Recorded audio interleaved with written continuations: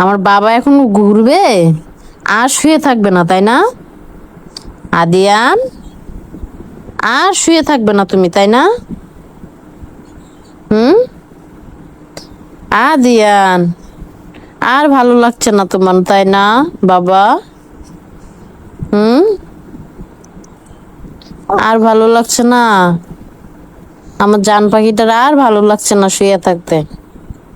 এখন সে ওইটা ঘুরবে। কে ওরে নিয়ে ঘুরবে? কে নিয়ে ঘুরবে তোমাকে? বলো, কে নিয়ে ঘুরবে আমার জান পাখিটাকে? হুম? জান পাখি, ও জান পাখি, কে নিয়ে ঘুরবে তোমাকে এখন? হুম? হ্যাঁ, কে নিয়ে ঘুরবে? ডাক দাও তো।